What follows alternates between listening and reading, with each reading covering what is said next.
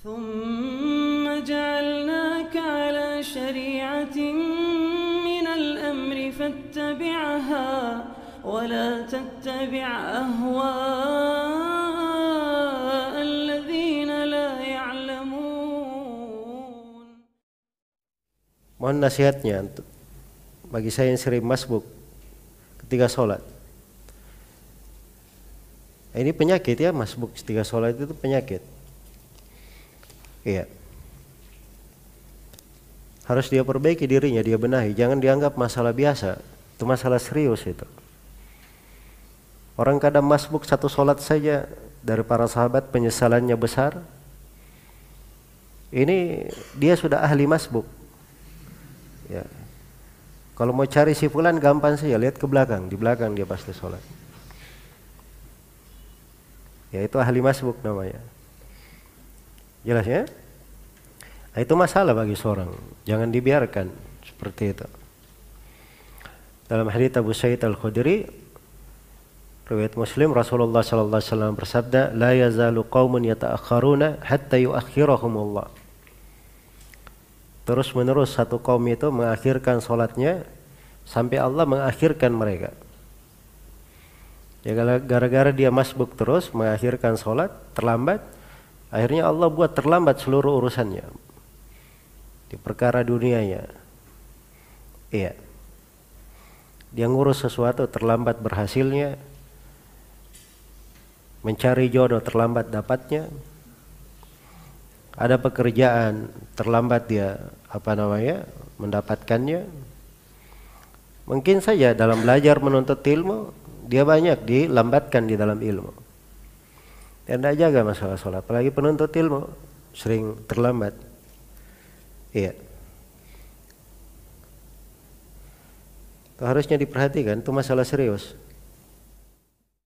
Tolong nasihati kami sebagai akhwat yang sering keluar untuk memenuhi kewajiban undangan saudara, kerabat, teman kami dengan menggunakan motor sendirian tanpa mahram. Manakah yang lebih utama bagi kami? Keluar tanpa mahram atau diam di rumah tidak memenuhi undangan? Perempuan itu tidak boleh keluar dari rumah tanpa mahram. Itu apabila perjalanan jarak safar namanya.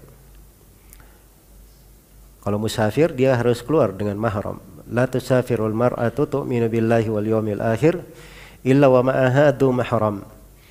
Tidak boleh seorang perempuan yang beriman kepada Allah dan hari akhirat melakukan perjalanan atau dia keluar suatu safar kecuali bersama dia mahramnya. Adapun kalau dalam kota itu bukan safar. Boleh dia keluar kalau ada keperluan. Ingat ya, keluarnya kalau ada apa? Keperluan. Perempuan itu asalnya di rumah. Dan asalnya di rumah itu bukan anjuran, kewajiban. Asalnya di rumah. Karena itu bahasa Al-Quran, waqarna fi buyutikunna, dan berdiamlah kalian wahai para perempuan di rumah-rumah kalian. Waqarna itu fi'il amr, kata perintah. Asalnya dalam perintah menunjukkan mana apa? Mana wajib. Karena itu tidak boleh dia keluar kecuali untuk keperluannya yang dibolehkan secara syar'i. Misalnya untuk keperluan harian, dia perlu belanja misalnya, sebagian keperluan rumah tangga, boleh dia keluar, tidak ada masalah, sesuai dengan keperluannya.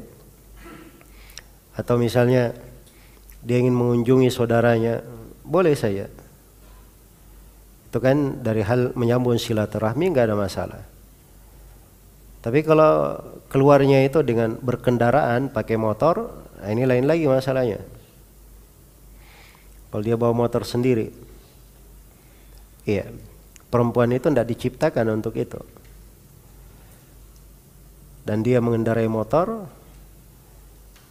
itu bertentangan dengan sifatnya sebagai seorang perempuan.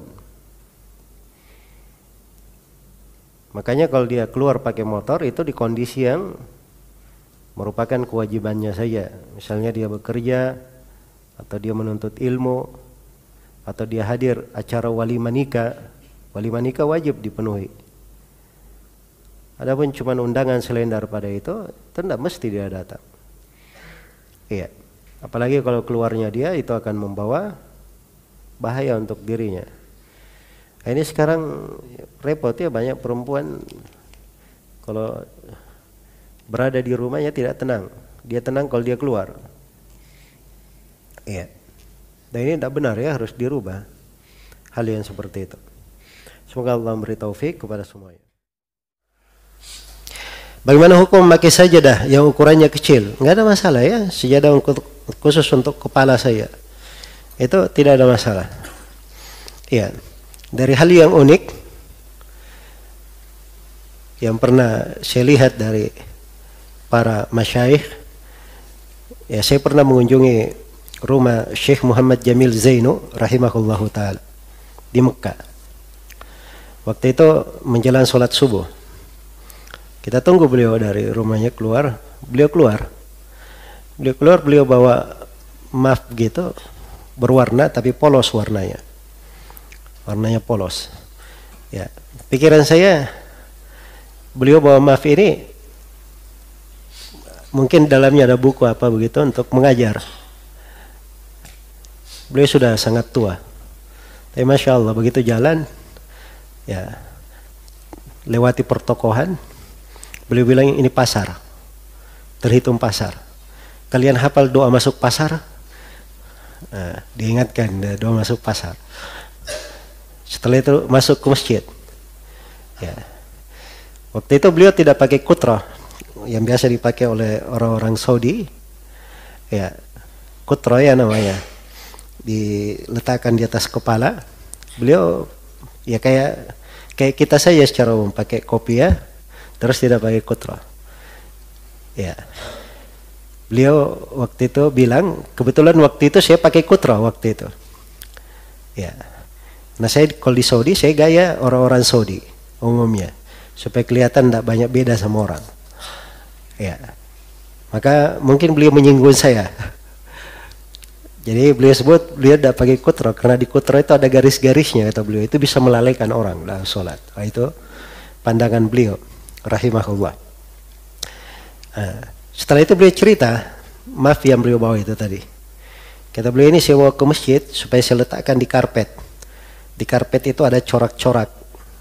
Nah, itu mengganggu di dalam sholat. Makanya saya kalau ini saya simpan di depan, kemudian saya sujud di atasnya. Nah, itu yang beliau lakukan. Kadang memang seorang bawa sesuatu itu ada keperluan tertentu. Misalnya ya sebagian masjid ya lagi renovasi, banyak debu di masjid dan seterusnya, dia bawa sejadah kecil untuk kepalanya saya sujud. Nah, itu nggak ada masalah. Ada kadang yang bawa sapu tangan dan seterusnya. Itu tidak ada masalah, insyaallah taala.